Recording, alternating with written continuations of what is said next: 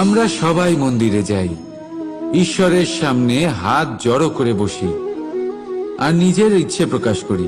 যদি তাদের ইচ্ছে পূরণ না হয় তারা হতাশ হয়ে পড়েন।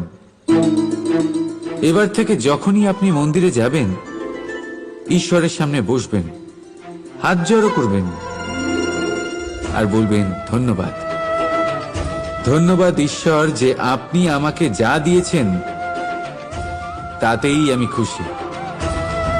শুধু আমাকে পথ দেখাবেন যে কিভাবে আমি নিজের কর্মের দ্বারা, শুধু আমার কর্মের দ্বারা সেই সব পেতে পারি যা আমি চাই।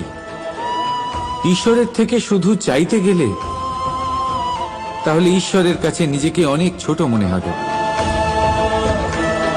কিন্তু যদি নিজের কর্ম করে তারপর ঈশ্বরকে ধন্যবাদ জানান, তাহলে সঠিক রূপে আপনি ঈশ্বর লাভ করবেন।